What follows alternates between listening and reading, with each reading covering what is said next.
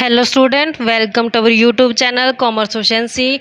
आज की क्लास में हम स्टार्ट कर रहे हैं नया चैप्टर बेसिक अकाउंटिंग टर्म्स, यानी कि अकाउंट के अंदर जो टर्म्स का इस्तेमाल किया जाता है हम एक एक करके हर एक टर्म्स को जो यूज़ करेंगे अच्छे तरीके से समझेंगे, क्योंकि ये अपने आप में बहुत इंपॉर्टेंस रखती है, क्योंकि ये इसके ऊपर पूरी अकाउंटिंग जो बेस्ड है इन अकाउंटिंग टर्म्स का इस्तेमाल किया जाता है जब हम अकाउंट्स बनाते हैं। इस लास्ट क्लास में हमने फर्स्ट चैप्टर है जो मीनिंग और objective of accounting already complete कर लिया है। अगर अभी तक आपने लास्ट क्लास नहीं देखे ताकि आपकी स्टडी में कंसिस्टेंसी बनी रहे, आपका बेस क्लियर हो। अगर अभी तक आपने मेरे YouTube चैनल कॉमर्स एफिशिएंसी को सब्सक्राइब नहीं किया, सब्सक्राइब कीजिए और बेल आइकन जरूर प्रेस कीजिए ताकि जब भी मैं वीडियोस अपलोड करूँ सबसे पहले नोटिफिकेशन के पास जाए, आप वीडियोस को सबसे पहले देखकर आपकी स्टडी बूस्टअप हो। स्टार्ट करते हैं कि यहाँ पे अकाउंटिंग टर्मिनोलॉजी का मतलब क्या होता है कि जब हम अकाउंट्स को इस्तेमाल करते हैं तो अकाउंटिंग वर्ल्ड के अंदर, यानी कि बिजनेस वर्ल्ड के अंदर एक अकाउंटिंग के टर्म्स इस्तेमाल किए जाते हैं। कुछ बेसिक टर्म्स होती हैं, तो हमने ट्रांजेक्शन्स को रिकॉर्ड करने से पहले समझना ज़रूरी होता है कि ये कौन से अकाउंटिंग टर्म्स है जिनका मीनिंग जानना हमें अकाउंटिंग के अंदर ज़रूरी है। तो जो ये अकाउंटिंग टर्म्स होती है इसको हम अकाउंटिंग टर्मिनोलॉजी के नाम से जानते हैं। अब एक एक करके कवर करते हैं हर एक टर्मिनोलॉजी को। सबसे पहले आती है बिजनेस ट्रांजैक्शन। बिजनेस ट्रांजैक्शन क्या मतलब है? बिजनेस ट्रांजैक्शन इकोनॉमिक एक्टिविटी होती है, यानी कि पैसे से जुड़ी हुई एक्टिविटी होती है जो बिजनेस की फाइनेंशियल पोजीशन का जो चेंज करती है। यानी कि बिजनेस ट्रांजेक्शन्स ये वो इकोनॉमिक एक्टिविटी होती है जिससे फाइनेंशियल पोजीशन जो बिजनेस की वो चेंज हो जाती है। जब भी कोई बिजनेस ट्रांजेक्शन्स होती है तो उसका रिजल्ट क्या होता है कि कुछ असेट्स की वैल्यू, लायबिलिटी की वैल्यू और जो कैपिटल की वैल्यू वो चेंज हो जाती है। क्योंकि जब हम बैलेंस शीट बनाते हैं तो बैलेंस शीट की हम दो साइड लेके चलते हैं, एक साइड होती है क्रेडिट, एक होते हैं डेबिट। तो यहाँ पे हम क्रेडिट साइड पे दिखाते हैं इक्विटी और लायबिलिटी को, जिसके अंदर कैपिटल आती है और लायबिलिटी आती है। डेबिट साइड पे दिखाते हैं हम असेट्स को। तो यहाँ पे जब भी बिजनेस ट्रांजेक्शन्स होंगी तो बिजनेस ट्रांजेक्शन्स होने से कैपिटल, लायबिलिटी और असेट्स क्या हो जाएगी? चेंज हो जाएगी। बिजनेस ट्रांजेक्शन्स की कुछ मेन करैक्टरिस्टिक्स हैं, फीचर्स क्या आते हैं। सबसे पहले कि जो बिजनेस ट्रांजेक्शन्स होते हैं इकोनॉमिक एक्टिविटी होती हैं। इकोनॉमिक एक्टिविटी का मतलब क्या है कि पैसे से जुड़ी हुई ट्रांजेक्शन्स होती हैं। जैसे एग्जांपल के लिए जब गुड्स को परचेज या फिर सेल किया था, या तो कैश में परचेज सेल किया गया है या क्रेडिट यानी कि उधार पे परचेज या सेल किया गया गुड्स को, या फिर जब सैलरी पे की गई एम्प्लॉयज़ को, या जब इंटरेस्ट पे किया गया जो पैसा उधार ले गया था बैंक से। तो जब बैंक से पैसा उधार ले तो उस उधार किए गए पैसे के ऊपर ब्याज दिया गया है, इसका असर है जो पैसे के ऊपर देखने को मिलता है, यानी कि इकोनॉमिक एक्टिविटी से जुड़ी ट्रांजेक्शन्स है ये। तो जो ये बिजनेस ट्रांजेक्शन्स हैं ये सारी काउंट की जाएंगी। तो यहाँ पे जो सोशल एक्टिविटीज़ होती हैं उनको हम कंसीडर नहीं करते। सोशल एक्टिविटीज़ में जैसे कि गिफ्ट दे देना अपने फ्रेंड को, तो यहाँ पे ये जो ट्रांजेक्शन्स हैं ये हमारी बिजनेस ट्रांजेक्शन्स नहीं कहलाएंगी। ये सोशल इंगेजमेंट से जुड़ी है, यानी कि सामाजिकता से जुड़ी हुई हैं ये ट्रांजेक्शन्स। और दूसरी फीचर्स क्या आती है कि जो ट्रांजेक्शन्स होते हैं इनको दो ग्रुप के अंदर क्लासीफाई कर दिया जाता है। एक ग्रुप होता है एक्सटर्नल, एक ग्रुप होता है इंटरनल। एक्सटर्नल ग्रुप के अंदर वो सारी बिजनेस से रिलेटेड इकोनॉमिक एक्टिविटी आ जाती है जिसमें दो इंडिपेंडेंट बिजनेस एंटिटी को शामिल किया गया है, जैसे सेल और परचेज करना गुड्स को। इंटरनल ट्रांजेक्शन्स के अंदर वो सारी इकोनॉमिक एक्टिविटी से जुड़ी ट्रांजेक्शन्स आ जाती है जो विद इन बिजनेस एंटिटी होती है, यानी कि बिजनेस के अंदर होती हैं, जैसे डेप्रिसिएशन चार्ज करना फिक्स्ड असेट्स के ऊपर। इससे रिजल्ट क्या होता है कि फाइनेंशियल पोजीशन जो होती है बिजनेस की वो चेंज हो जाती है। जो change in the value of some of the assets, liability और कैपिटल, जो वैल्यूज़ होती हैं असेट्स की, लायबिलिटी और कैपिटल की, उसमें चेंज आ जाता है। नेक्स्ट जो फीचर आती है कि जो चेंज है वो से हम कैपेबल होते हैं एक्सप्रेस करने में मनी के टर्म में, यानी कि जो चेंजेस आते हैं उन चेंजेस को हमने मनी के टर्म में एक्सप्रेस करना होता है। जैसे जो लॉस हो गया गुड्स का, फायर यानी कि आग लगने से गुड्स का नुकसान हो गया, या फिर कस्टमर पैसा नहीं दे पाया तो उसके कारण लॉस हो गया बिजनेस को। जो ये लॉसेस होते हैं इनको मनी के टर्म में मेज़र किया जाता है, कितने पैसे का नुकसान हो गया। तो यहाँ पे जब एक एफिशिएंट मैनेजर रिटायर हो जाता है फर्म से, या फिर लॉस हो गया बिजनेस का बहुत ज़्यादा, लेकिन इसको हम मेज़र नहीं कर पाते, मनी की टर्म में। अब इसको एक्सप्लेन करते हैं कि एक बहुत अच्छा मैनेजर था जो बढ़िया तरीके से मैनेजमेंट कर पाता था। अब मैनेजमेंट अगर बढ़िया तरीके से थी बिजनेस की तो उससे प्रॉफिट थे फर्म के वो बढ़ गए थे। लेकिन अब वो मैनेजर है जो एफिशिएंट मैनेजर फर्म को छोड़ के चला गया। तो जब एफिशिएंट मैनेजर फर्म से रिटायर हो गया तो उसका जो असर होगा वो किसके ऊपर पड़ेगा, प्रॉफिट के ऊपर पड़ेगा। लेकिन फिर भी इसको जो एफिशिएंट मैनेजर की रिटायरमेंट को बिजनेस के अंदर रिकॉर्ड नहीं कर पाएंगे। क्यों रिकॉर्ड नहीं कर पाएंगे? क्योंकि ये जो ट्रांजेक्शन्स हैं ये बिजनेस ट्रांजेक्शन्स नहीं कहलाएंगी, क्योंकि ये क्वालिटेटिव नेचर की आ जाती हैं। सिर्फ जो ट्रांजेक्शन्स क्वांटिटी में होती हैं, क्वांटिटेटिव नेचर की होती हैं, वही ट्रांजेक्शन जो होती हैं बिजनेस के अंदर अकाउंट के अंदर रिकॉर्ड की जाती हैं। नेक्स्ट हमारे पास आते हैं इवेंट। जो ट्रांजेक्शन से रिजल्ट्स मिलते हैं उन्हें हम इवेंट बोलते हैं। यानी कि जो ट्रांजेक्शन्स का इफेक्ट होता है, जो उसके रिजल्ट्स होते हैं, उनको हम इवेंट के नाम से बोलते हैं। जैसे एग्जांपल के तौर पे समझते हैं कि सचिन ने बिजनेस स्टार्ट किया, 5 लाख लगा दी कैपिटल और गुड्स परचेज की गई 4 लाख की कैश के अंदर, और सेल की गई सिर्फ 3/4 गुड्स को सेल कर दिया 380 में। यानी कि कंप्लीट टोटल जो गुड्स थी वो सेल नहीं की गई, सिर्फ 3/4 हिस्सा है जो सेल किया गया 3,80,000 में। ही also pay 20,000 as a rent to the godown, 20,000 pay godown का रेंट पे कर दिया। अब यहाँ पे ट्रांजेक्शन्स कौन सी हैं और इसमें इवेंट कौन से, इसको सेपरेट करते हैं अब हम। अभी यहाँ पे हम सेपरेट करके चलते हैं कि इनमें कौन सी ट्रांजेक्शन्स है और कौन से इवेंट हैं। अगर ट्रांजेक्शन्स की बात की जाए, सबसे पहले बिजनेस में जो कैपिटल लगाई गई है, इनकी इन्वेस्टमेंट की गई है, तो यहाँ पे ट्रांजेक्शन है। इन्वेस्टमेंट कितनी की गई है? 5 लाख रुपए की जो इन्वेस्टमेंट की गई है ट्रांजेक्शन्स का हिस्सा है। फिर सेकंड कहते हैं कि गुड्स को जो परचेज किया गया है 4 लाख में, तो यहाँ पे जो गुड्स परचेज की गई हैं, गुड्स परचेज दिखाई जाएंगे ट्रांजेक्शन्स के अंदर 4 लाख रुपए से। ऐसे ही कहते हैं कि कैश जो सेल की गई है, जो कैश में सेल कर दी गुड्स, वो कर दी गई है 3,80,000 रुपीज़ से। और लास्ट में कहते हैं कि गोडाउन का जो रेंट पे कर दिया, तो यहाँ पे जो गोडाउन का रेंट पे कर दिया वो किया गया 20,000 रुपीज़ से। तो ये सारी हमारे पास बिजनेस ट्रांजेक्शन्स आती हैं। अगर बात की जाए इवेंट की, इवेंट क्या होता है? जो ट्रांजेक्शन्स का रिजल्ट होता है उसे हम इवेंट बोलते हैं। इवेंट्स को लेके चलते हैं अब हम। इवेंट्स में सबसे पहले लेके चलते हैं प्रॉफिट को कैलकुलेट करना। अब हमने देखना है कि प्रॉफिट है जो कितना हुआ है बिजनेस को। सबसे पहले देखते हैं कि टोटल सेल कितनी की गई है। जो टोटल सेल की गई है यहाँ पे स्पेसिफाई किया गया कि 3/4 हिस्सा था जो गुड्स का, वो सेल कर दिया गया 3,80,000 में से। अब इतना रुपया हमें अर्न हो गया, यानी कि सेल करने से पैसा कितना है? 3,80,000। अब इसमें से घटा देंगे कितना खर्च हुआ है, यानी कि कॉस्ट ऑफ परचेज को, खर्चों को क्या कर देना, हमने माइनस कर देना है। तो यहाँ पे हमने देखा कि जो टोटल परचेज की गई थी वो 4 लाख रुपए की गई थी। 4 लाख की जो परचेज की गई थी तो टोटल थी, तो जितना हमने सेल किया सिर्फ उतना हिस्सा यहाँ पे कैलकुलेट करके चलेंगे, क्योंकि यहाँ पे हमने कंपैरिजन करना है। 3/4 अगर सेल किया गया है तो 3/4 के ही हम यहाँ पे खर्चे लेके चलेंगे। 3/4 जब हम इसका करेंगे तो हमारे पास बनता है 3 लाख रुपए में हमने गुड्स को खरीदा था। अब ऐसे यहाँ पे एक खर्चा और किया गया, गोडाउन का रेंट पे करना। तो यहाँ पे जो गोडाउन का रेंट पे किया गया वो किया गया 20,000 से। तो टोटल खर्चा कितना कर देगा? 3,20,000।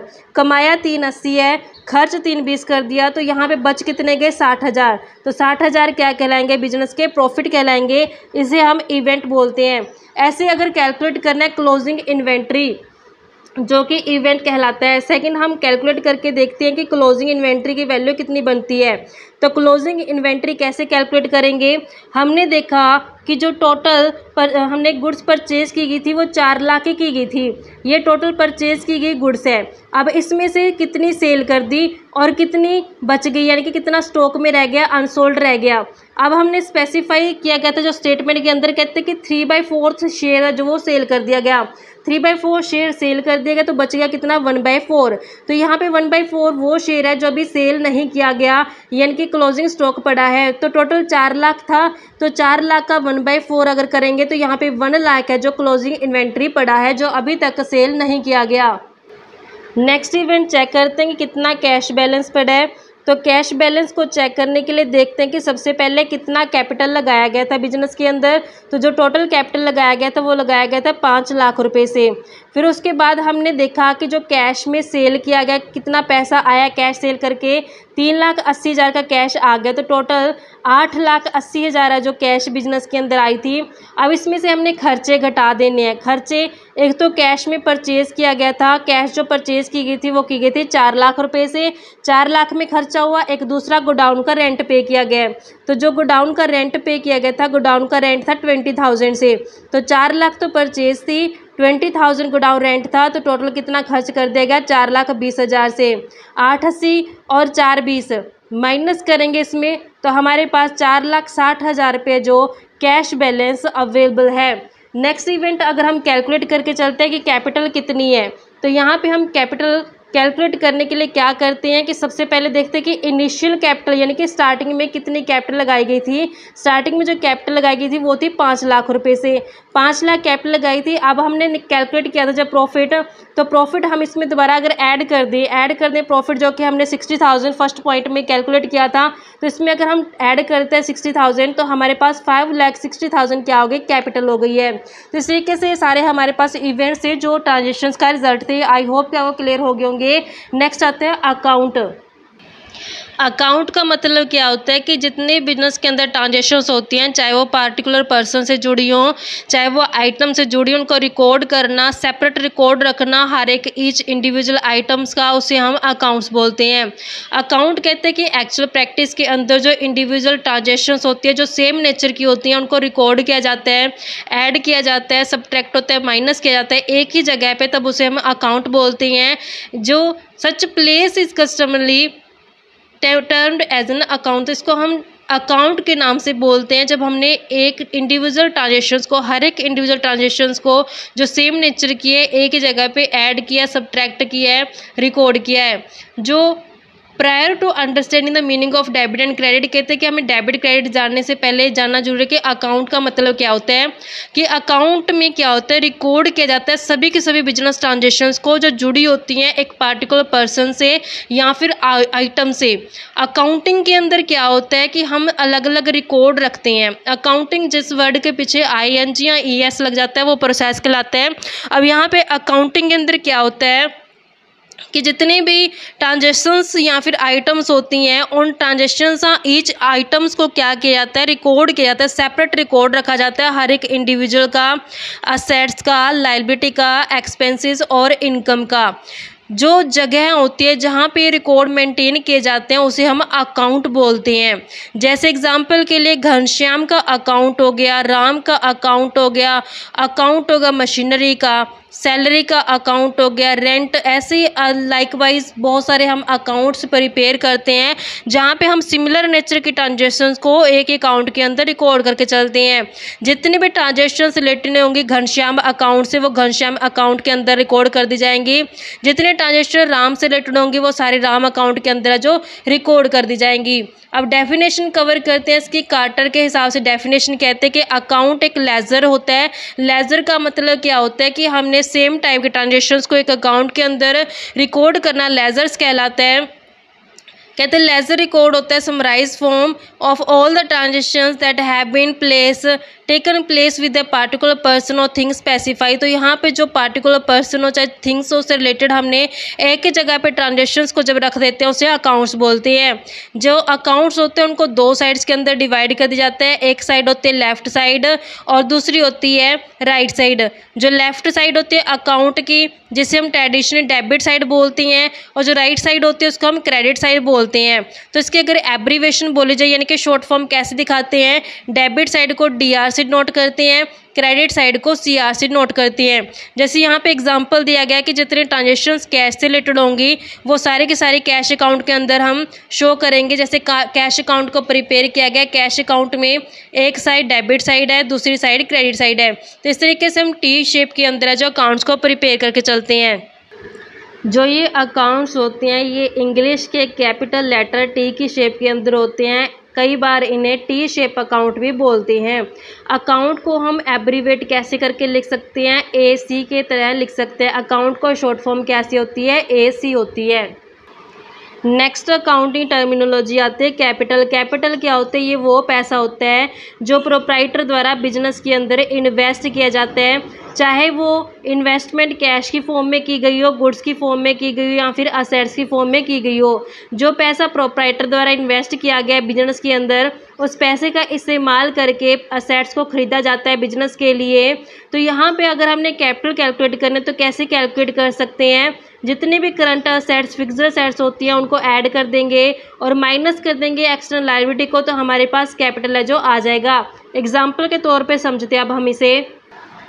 जब हम बैलेंस शीट प्रिपेयर करते हैं, बैलेंस शीट जब प्रिपेयर करते हैं तो इसकी दो साइड होती है, एक साइड होती है क्रेडिट, एक साइड होती है डेबिट।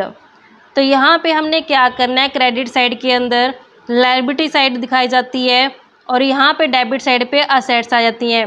तो यहाँ पे हम देखते हैं कि लायबिलिटी में यहाँ पे दो चीज़ें दिखाई जाती है, एक तो आती है कैपिटल और एक आती है लायबिलिटी। लायबिलिटी में हमने दोनों ही लेके चलनी होती है, current liability, non current liability. Assets के अंदर हमने टोटल असेट्स लेके चलनी होती है। टोटल असेट्स के अंदर क्या होता है, इसमें नॉन करंट असेट्स भी आ जाती हैं और करंट असेट्स भी है जो शामिल की जाती हैं। जब हम दोनों को टोटल कर देते हैं तो हमारे पास टोटल असेट्स है जो आ जाती हैं। तो यहाँ पे कैपिटल कैलकुलेट करने का क्या तरीका होता है कि जब हम इस टोटल असेट्स में से माइनस कर देते हैं जो आउटसाइड लायबिलिटी होती है, तो हमारे पास बैलेंसिंग फिगर किस चीज़ की बच जाएगी, कैपिटल की बच जाएगी। एग्जाम्पल के तौर पर समझते हैं हम इसे। एग्जाम्पल ले लेते हैं कि हमारे पास ये बैलेंस शीट है। बैलेंस शीट में हमने असेट साइड पे ले लेना है कैश। कैश मान लेते हैं कि 20,000 रुपये की है, कैश 20,000 से है। ऐसे ही मशीनरी असेट्स होती है, तो यहाँ पे मशीनरी ले लेते हैं 50,000 से। 50,000 की मशीनरी आ गई है। ऐसे नेक्स्ट हम असेट्स ले लेते हैं। मशीनरी के बाद मान लेते हैं कि स्टॉक है हमारे पास। स्टॉक है 1 लाख रुपये से, तो यहाँ पे हमने 1 लाख दिखा देना है। स्टॉक के बाद लेके चलते हैं हम, हमारे पास स्टॉक के बाद डेटर्स हैं। डेटर्स में मान लेते हैं कि डेटर्स 40,000 के हैं। डेटर्स भी असेट्स होती है, इसको असेट साइड दिखाएंगे। क्रेडिटर्स जो होते हैं वो लायबिलिटी होती हैं, तो यहाँ पे हमने लायबिलिटी साइड पे क्रेडिटर्स दिखा देने हैं 30,000 के। तो अब हमने देखा कि हमारे पास टोटल असेट्स है और लायबिलिटी है। अगर हम इस टोटल असेट्स में से लायबिलिटी माइनस कर देंगे तो हमारे पास कैपिटल का जो बैलेंसिंग फिगर है जो आ जाएगा। जब हम इसका टोटल करेंगे और माइनस कर देंगे लायबिलिटी, तो हमारे पास कैपिटल की अमाउंट आ जाएगी 1,80,000 रुपये से। तो इस तरीके से हम इसको कैपिटल कैलकुलेट कर सकते हैं। कैपिटल को हम ऑनर्स इक्विटी या फिर नेटवर्थ या फिर नेट असेट्स के नाम से भी जानते हैं। नेक्स्ट टर्म्स आते हैं ड्राइंग। ड्राइंग का मतलब क्या होता है, कोई भी कैश या फिर वैल्यू ऑफ गुड्स जो विदड्रॉ यानी कि निकाल ली गई है ऑनर द्वारा अपने पर्सनल यूज़ के लिए, या फिर कोई भी प्राइवेट पेमेंट की गई है बिजनेस फंड में से, उसे ड्राइंग बोलते हैं। यानी कि पैसा तो था बिजनेस का, लेकिन ऑनर ने क्या किया, बिजनेस के पैसे का इस्तेमाल अपनी प्राइवेट पेमेंट के लिए कर लिया या फिर पर्सनल यूज़ कर लिया उस पैसे का या फिर गुड्स का, तो उसे ड्राइंग बोलते हैं। नेक्स्ट टर्मिनोलॉजी आती है लायबिलिटी। लायबिलिटी का मतलब क्या होता है कि वो पैसा होता है जो बिजनेस को आउटसाइड पार्टीज़ को देना होता है। तो इसके अंदर हम प्रोप्राइटर को शामिल नहीं करते। प्रोप्राइटर के अलावा जो थर्ड पार्टीज़ होती है जो भी पैसा देना बनता है उनको लायबिलिटी बोली जाती है। डेफिनेशन की अगर बात की जाए कि जो लायबिलिटी है वो डेट होता है, ये वो उधारा पैसा होता है जो देना होता है एक बिजनेस को क्रेडिटर्स को। यानी कि जब एक बिजनेस उधार में परचेज करते हैं यानी कि क्रेडिट परचेज की जाती है, तो उससे क्रेडिटर्स अराइज होते हैं जिसे लायबिलिटी बोला जाता है। लायबिलिटी कैसे कैलकुलेट करते हैं, जब हम असेट्स में से माइनस कर देते हैं कैपिटल को, तो हमारे पास लायबिलिटी की वैल्यू आ जाती है। समझते हैं इस कंसेप्ट को। जैसे हमने बैलेंस शीट प्रिपेयर की है। बैलेंस शीट के अंदर दो साइड्स होती हैं। एक साइड होती है लायबिलिटी साइड जिसे हम क्रेडिट साइड भी बोलते हैं। एक होती है असेट साइड जिसे हम डेबिट साइड भी बोलते हैं। लायबिलिटी साइड पे हमने दो चीज़ें दिखाई थी, एक तो आई थी कैपिटल और दूसरी आई थी लायबिलिटी। और यहाँ पे हमने टोटल असेट्स दिखाई जिसमें फिक्स्ड असेट्स और करंट असेट्स दोनों ही आई थी। तो यहाँ पे फिक्स्ड असेट्स और करंट असेट्स दोनों, जिसे हम टोटल असेट्स के नाम से जानते हैं। इस तरीके से हमने बैलेंस शीट को जो टैली किया था। अब हमने कैलकुलेट करना है लायबिलिटी को। लायबिलिटी कैसे कैलकुलेट कर सकते हैं? अगर हम ये टोटल असेट्स को ले लें, अगर हम टोटल असेट्स को माइनस कर दें इसमें से कैपिटल, तो हम जब टोटल असेट्स में से कैपिटल माइनस करें तो हमारे पास क्या आ जाएगी? लायबिलिटी आ जाएगी। तो यानी कि असेट्स में से कैपिटल को माइनस करके लायबिलिटी आती है। अब लायबिलिटी का मतलब क्या होता है कि जब बिजनेस होता है, जब वो क्रेडिट में परचेज करके लेके आता है, यानी कि उधार में जब परचेज की जाती है, खरीदा जाता है माल को, तो क्रेडिट परचेज करने से क्या होता है? क्रेडिटर्स अराइज हो जाते हैं। क्रेडिटर्स अराइज हो जाते हैं यानी कि वो पार्टीज होते हैं जिनको बिजनेस ने पैसा देना होता है। तो यहाँ पे क्रेडिटर्स क्या होती है? लायबिलिटी होती है। ऐसे कई बार बैंक क्या करती है? ओवरड्राफ्ट कर लेती है, यानी कि जितना बैंक के अंदर पैसा होता है, बैंक अकाउंट के अंदर जितना पैसा होता है उससे ज़्यादा पैसा जब उधार ले लेती है तो उसे बैंक ओवरड्राफ्ट बोलते हैं। तो बैंक ओवरड्राफ्ट भी क्या होती है? बैंक ओवरड्राफ्ट भी बिजनेस के लिए लायबिलिटी होती है। ऐसे ही जो बिल्स पेबल्स होते हैं, बिल्स पेबल्स हो गए हैं, और जो क्रेडिटर्स हो गए हैं, अनपेड वेज हो गई है, ये सारे बिजनेस के लिए लायबिलिटी होती हैं। ये क्या होते हैं, इनका मीनिंग आने वाली क्लासेस में आपको समझाऊंगी। तो आज सिर्फ मैं आपको ये बता रही हूँ कि ये सारी क्या हमारे लिए लायबिलिटीज़ का पार्ट होती हैं। आगे इसको लायबिलिटी को समझते हैं। टाइप्स ऑफ लायबिलिटी में दो तरीके के पार्टीज आते हैं। एक होते हैं इंटरनल लायबिलिटी, दूसरी होती है external liability.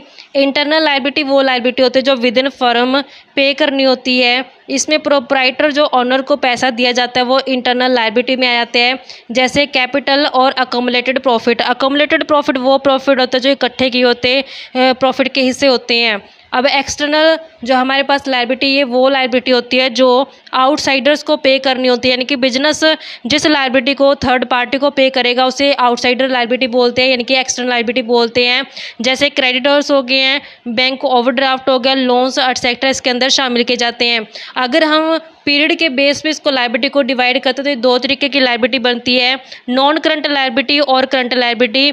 Non current liability ये वो लायबिलिटी होती है जिसकी ड्यू डेट जो होती है वो लंबे टाइम के बाद आती है, यानी कि जिसका टाइम पीरियड जो होता है वो मोर देन 1 ईयर होता है, उसे हम नॉन करंट लायबिलिटी या फिर लॉन्ग पीरियड लायबिलिटी के नाम से बोलते हैं। जिसमें इसमें शामिल क्या आते हैं? लॉन्ग टर्म लोन्स हो गए हैं और डिबेंचर्स एटसेट्रा हो गए हैं, यानी कि ये जो लायबिलिटी होती है लंबे टाइम के बाद पे करनी होती है।